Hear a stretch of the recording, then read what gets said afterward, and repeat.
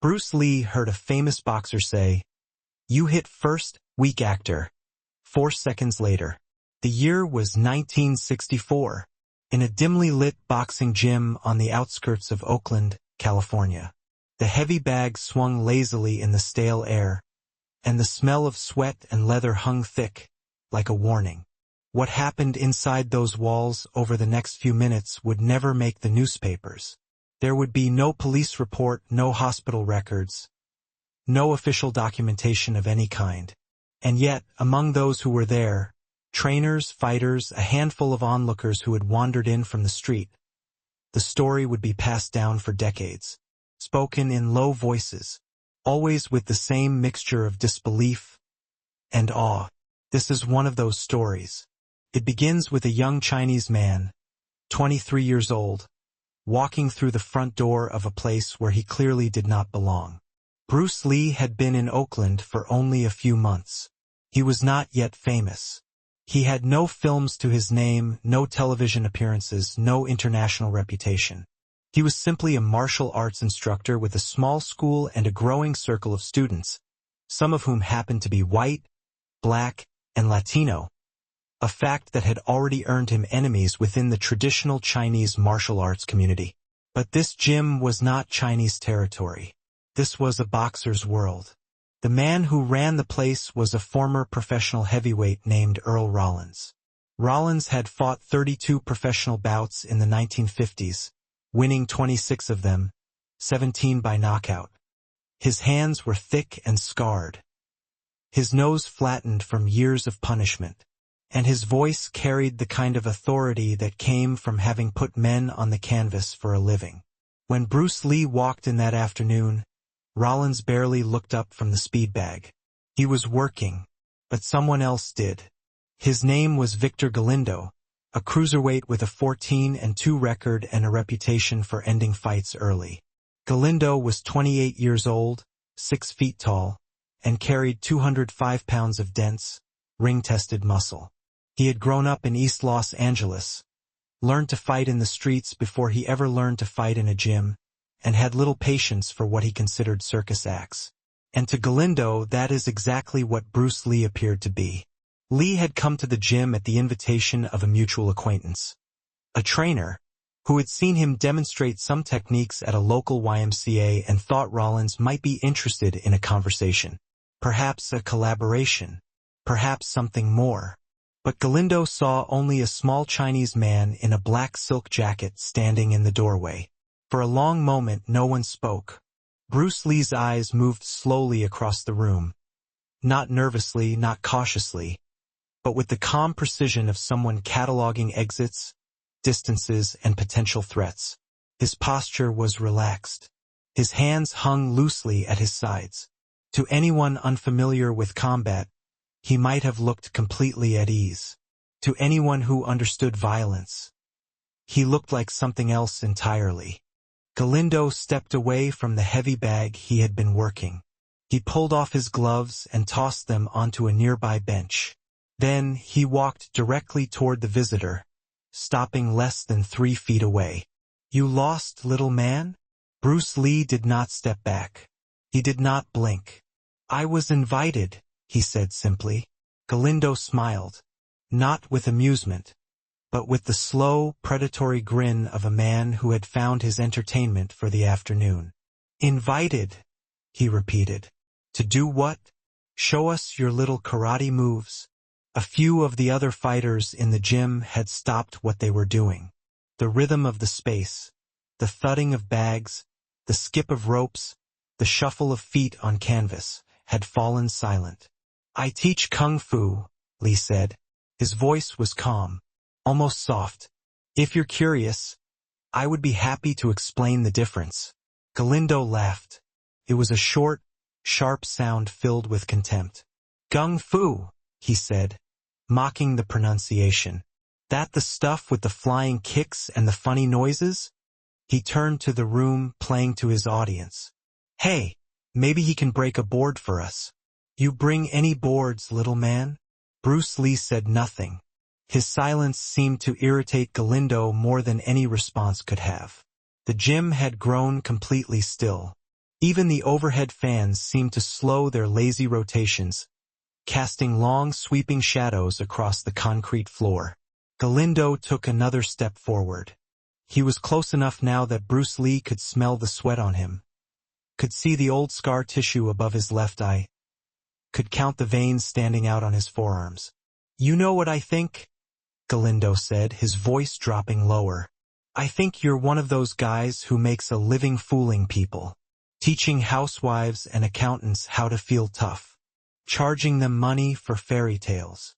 He leaned in closer. "I think you're a pathetic clown." The words hung in the air. A few of the younger fighters exchanged glances. Earl Rollins had stopped working the speed bag and was watching now, his thick arms folded across his chest. Bruce Lee remained motionless. His expression had not changed. His breathing had not quickened. He simply stood there, absorbing the insult the way a stone absorbs rain. And then, Galindo did something that would define the next 4 seconds of his life. He spat. The glob of saliva struck Bruce Lee on the chest, darkening the black silk of his jacket. It was a gesture of absolute contempt, the kind of disrespect that, in certain worlds, was answered only one way. For a fraction of a moment nothing happened. Galindo smirked, turning his head slightly toward the other fighters, ready to accept their laughter, their approval. He never saw it coming. Bruce Lee's right hand moved first, not as a punch, but as a straight blast, a centerline strike that traveled no more than 6 inches from its starting position to Galindo's throat. The speed was something no one in that room had ever witnessed. It did not look like an attack. It looked like a magic trick, like the hand had simply teleported from one position to another. The impact was precise, not a crushing blow, but a shock to the trachea. Enough to freeze the nervous system, enough to stop the breath, enough to make the body forget, for one critical instant, how to function.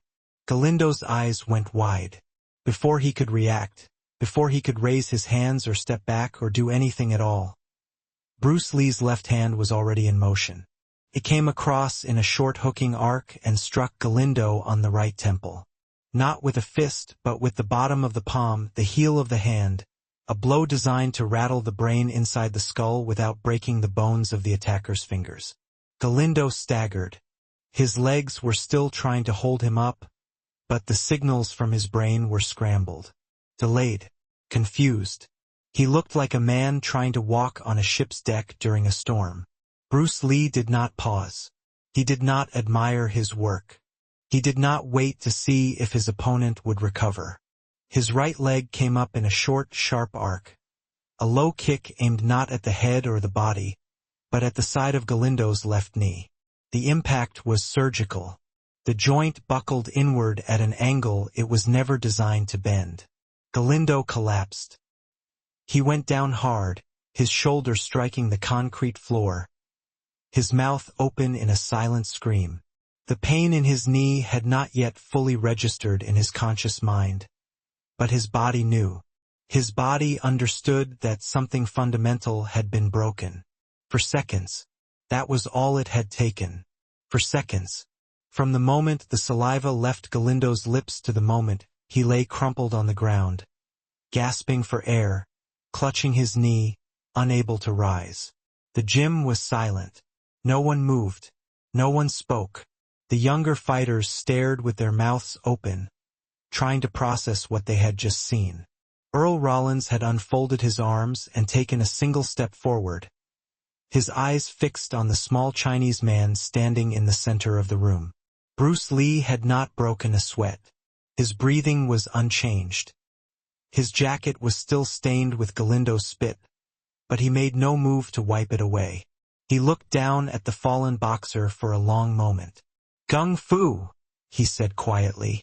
"It's not about flying kicks." Then he turned and looked directly at Earl Rollins. The old heavyweight met his gaze. Something passed between them in that silence.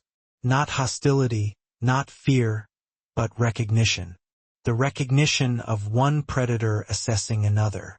Rollins nodded slowly. "Someone get Vic some ice." he said, without taking his eyes off Bruce Lee. And somebody else.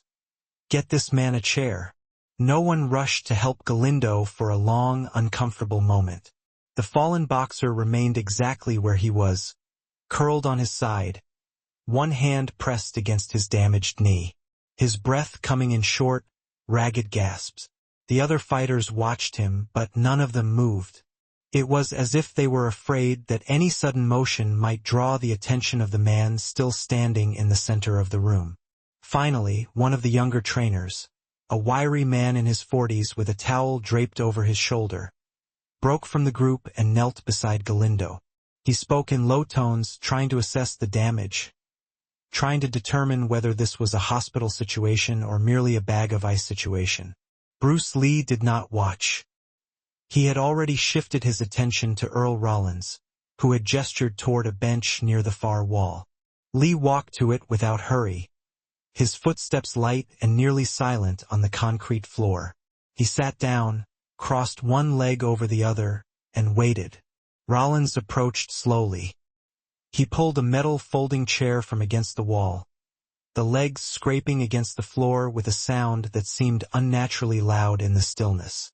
He set it down across from Lee and lowered himself into it, the chair groaning under his weight. For a moment, neither man spoke. Rollins studied his visitor with the careful attention of someone who had spent his life reading opponents. He noted the relaxed shoulders, the loose hands resting on the knees, the steady rhythm of the breathing.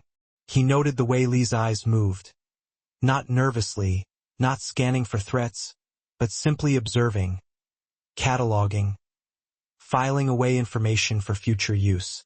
"You've done that before," Rollins said finally. It was not a question. "Yes. How many times?" Bruce Lee considered the question. "Enough to know when it's necessary." Rollins grunted. He reached into his pocket and produced a pack of cigarettes, shook one loose, and lit it with a battered Zippo.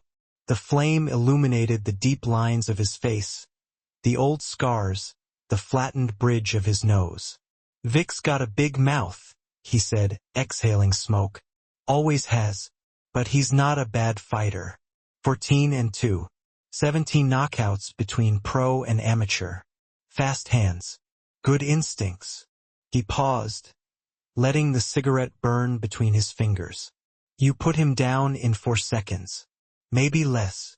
Bruce Lee said nothing. "I've been in this game for 30 years, Rollins continued. "I've seen heavyweights. I've seen cruiserweights. I've seen guys who could take a punch like it was nothing, and guys who could throw a punch like God's own hammer. I've seen speed and I've seen power, and I've seen men who had both." He leaned forward slightly. "I've never seen anything like what you just did." The words hung in the air between them. From across the room came the sound of Galindo groaning as 2 men helped him to his feet, his left leg hanging useless, unable to bear weight. "What I practice is not boxing," Lee said quietly. "It is not meant for rounds or referees or rules. It is meant to end a confrontation as quickly and efficiently as possible. I can see that your friend will need to see a doctor. The knee is not broken, but the ligaments are damaged. He will walk again, but not for several weeks. And he should not fight for at least 6 months." Rollins absorbed this information without visible reaction. He took another drag from his cigarette and let the smoke drift upward toward the ceiling. "You came here for a reason," he said. "Tommy said you wanted to talk. So talk." Bruce Lee nodded slowly. He uncrossed his legs and leaned forward, his forearms resting on his thighs, his hands loose and open. "I am building something," he said. "A school. A system. A way of teaching martial arts that breaks from tradition. I do not believe in preserving techniques simply because they are old. I believe in testing them, refining them, keeping what works and discarding what does not." He paused. "I have been told that you train fighters who think the same way." Rollins raised an eyebrow. "Who told you that?" "People talk. I listen." The old heavyweight studied him for a long moment. Then, Unexpectedly, he laughed. A low, rumbling sound that seemed to come from somewhere deep in his chest. "You've got balls? I'll give you that." Walking into a boxing gym, putting down one of my guys, and then asking for a favor. "I am not asking for a favor," Lee said. "I am proposing an exchange." "What kind of exchange?" Bruce Lee smiled for the first time since he had entered the building. "I will teach you what I know, and you will teach me what you know."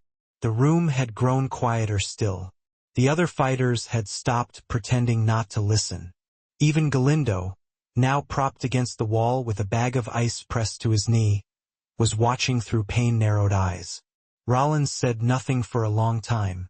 He finished his cigarette, crushed it under his heel, and stared at the small Chinese man sitting across from him. "There's something you're not telling me," he said finally. Bruce Lee's smile faded. "Yes. What is it?" Lee's eyes moved to the door, then back to Rollins.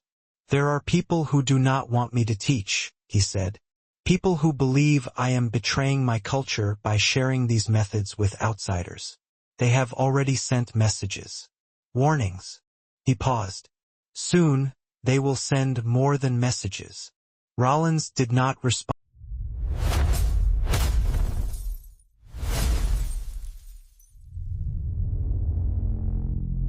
immediately. He reached for another cigarette, then seemed to think better of it. His hand dropped back to his knee and he sat there in silence, processing what he had just heard. "You're telling me you've got people coming for you," he said finally. "Chinese people?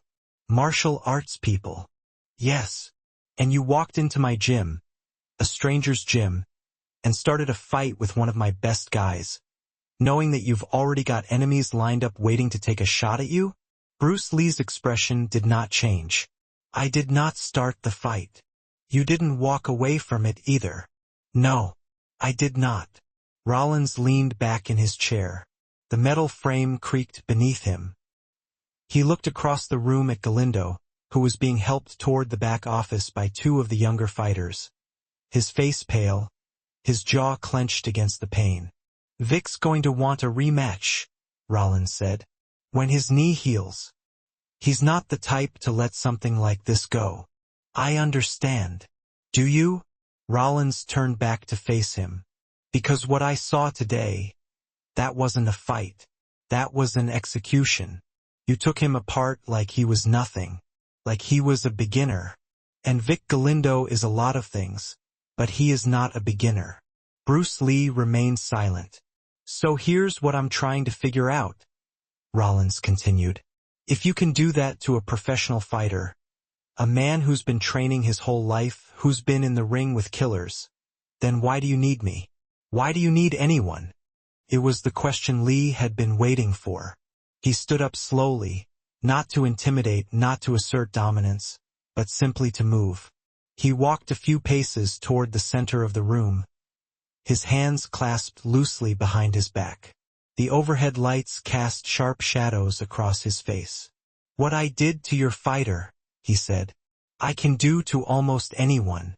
One opponent, perhaps two, in close quarters with no rules, no time limits, no referee to stop the action.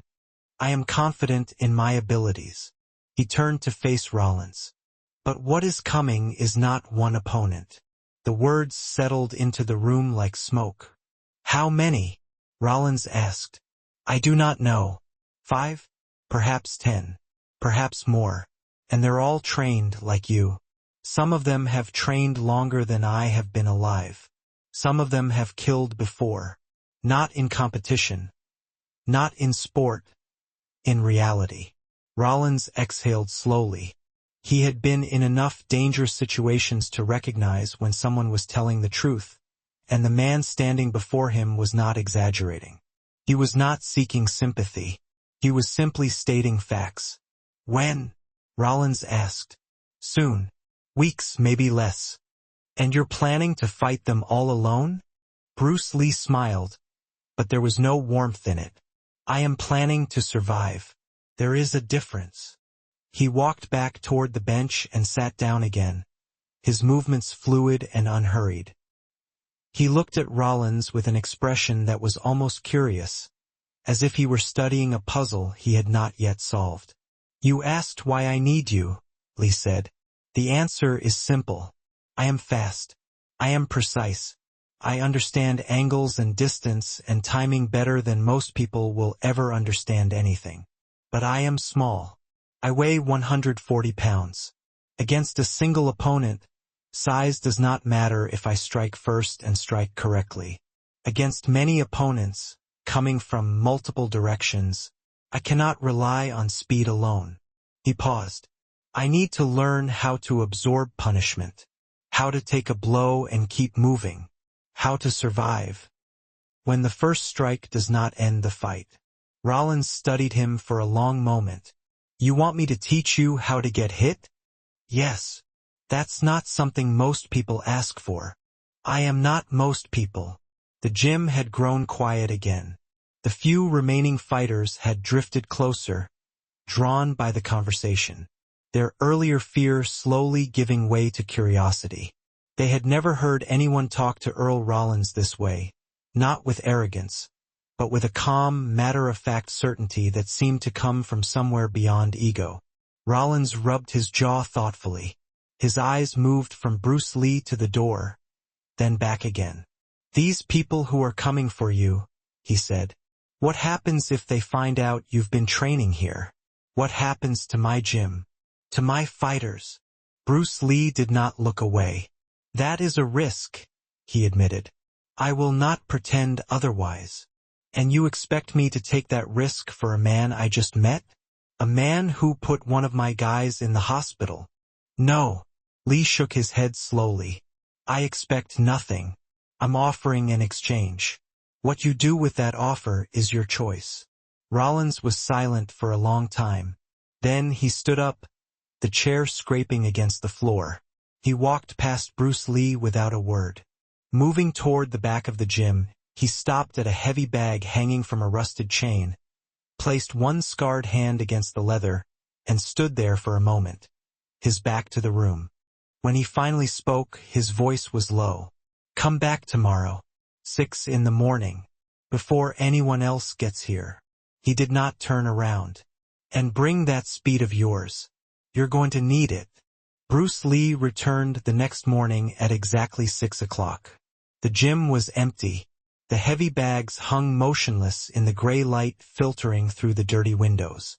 The air was cold, carrying the faint smell of cigarette smoke and old sweat. Rollins was waiting in the center of the room. He wore no gloves, no hand wraps, no protective gear of any kind. His feet were bare against the concrete floor. His eyes tracked Bruce Lee as he entered, watching the way he moved, the way he held his weight, the way his gaze swept the room before settling. "Close the door," Rollins said. Lee did. For a long moment, neither man spoke. They simply stood there, 15 feet apart, studying each other in the silence. "Before we start," Rollins said, "I need to know something." "Ask." "Yesterday, when Vic spat on you, you could have walked away. You could have let it go. But you didn't. Why?" Bruce Lee considered the question carefully.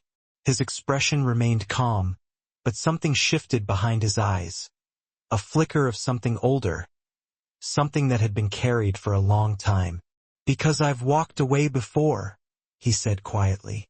"When I was younger, when I thought that restraint was the same as wisdom, I let insults pass. I let men believe they could disrespect me without consequence." He paused. "And every time I walked away, they followed.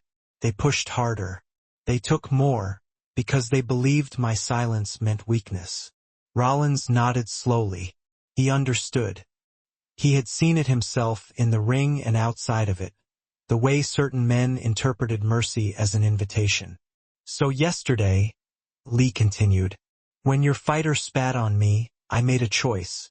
Not out of anger, not out of pride, but out of necessity, because the men who are coming for me, they are watching.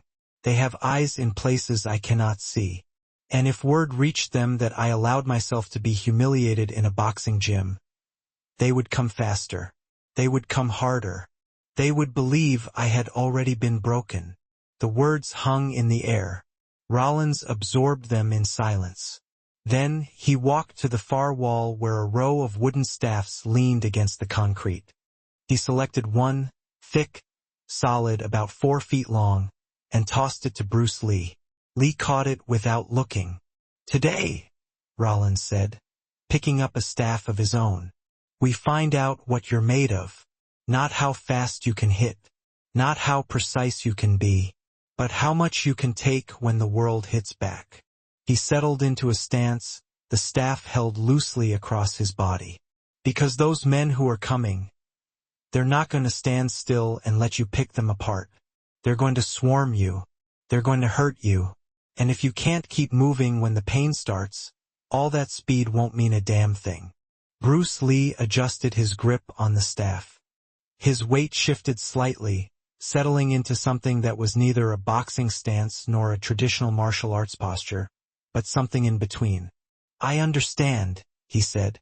Rollins smiled grimly. "No, not yet, but you will." He moved without warning, faster than a man his size should have been able to move. The staff whistled through the air, aimed not at Lee's head, but at his ribs. The first lesson had begun.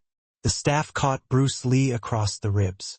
He had seen it coming, had read the shift in Rollins' weight, the rotation of his shoulders, the trajectory of the blow. But he did not block it. He let it land. The impact drove the air from his lungs and sent a sharp bolt of pain radiating through his side. He did not fall. He did not stumble. He absorbed it, redirected his weight, and kept moving. Rollins struck again, and again. Each blow was calculated, precise, not meant to injure but to teach.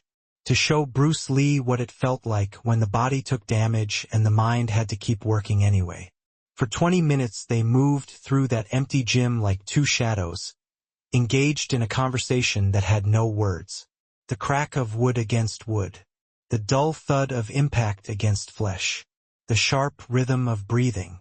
When it was over, Bruce Lee stood with his hands on his knees, sweat dripping from his face onto the concrete floor. His ribs ached. His forearms were red and beginning to swell, but his eyes were clear. Rollins lowered his staff and studied him. "You didn't try to win," he said. "No." "Why?" Bruce Lee straightened slowly, wincing at the pain in his side. "Because today was not about winning. It was about learning what my body can endure." Rollins nodded.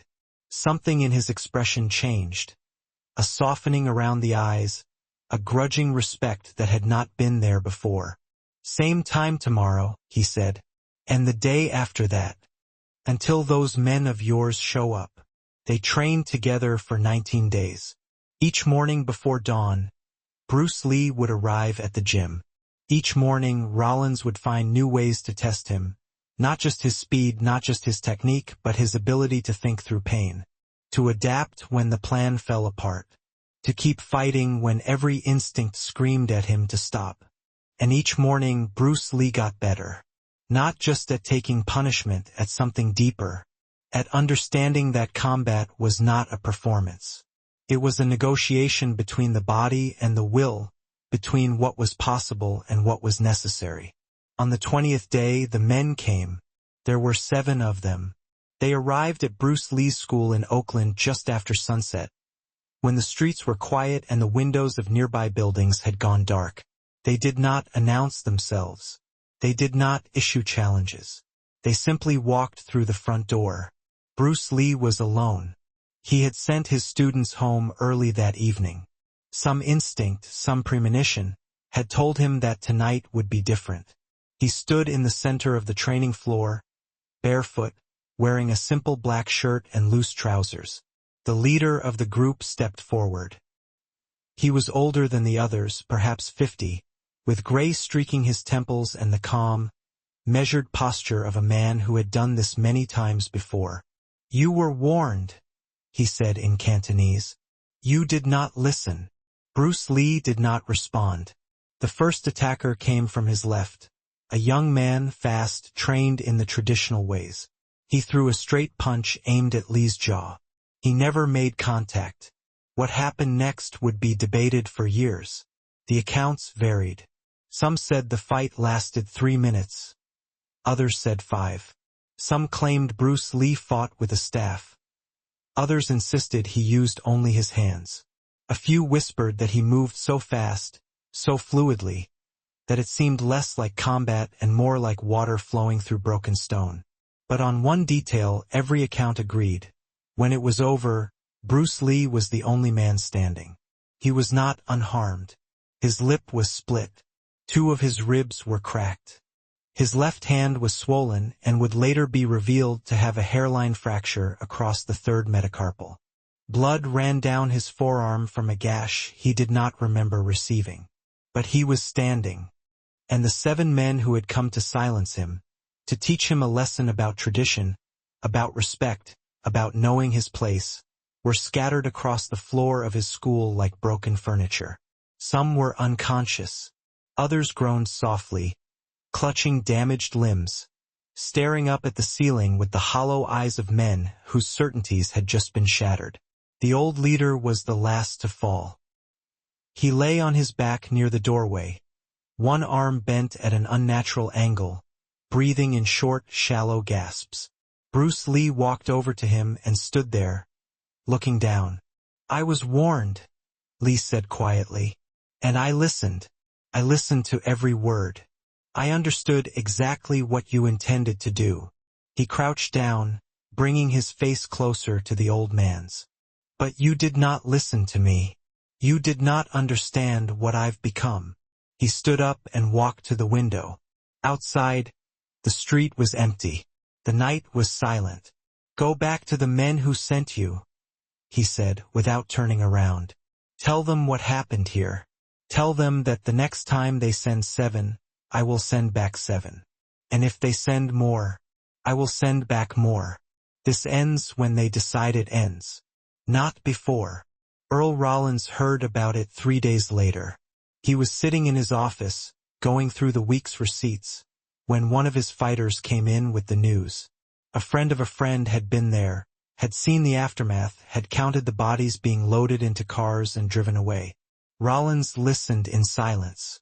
When the story was finished, he leaned back in his chair and stared at the ceiling for a long time. Then he laughed. It was a low, quiet sound. Not mockery, not disbelief, but something closer to wonder. The wonder of a man who had spent his entire life in the world of fighting, who thought he had seen everything there was to see, and who had just been proven wrong. He never told anyone about those 19 mornings. Never spoke of the young Chinese man who had walked into his gym and asked to be taught how to suffer. But years later, when Bruce Lee's name had become legend, when the films had made him immortal, when the whole world knew the face and the voice and the impossible speed, Rollins would sometimes sit alone in his empty gym after closing time. He would turn off the lights, sit in that same metal folding chair, and listen to the silence. And he would remember. He would remember a young man standing in the doorway, silk jacket stained with spit, eyes as calm as still water. He would remember the sound of the staff against ribs, the sharp exhale of breath, the way Lee kept moving no matter how many times he was struck. He would remember the question he had asked himself that day, standing in the center of his gym, watching a stranger dismantle his best fighter in 4 seconds flat. What am I looking at?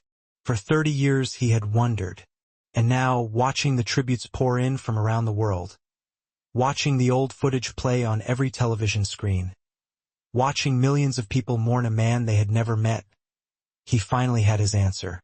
He had been looking at the future. He just hadn't known it yet.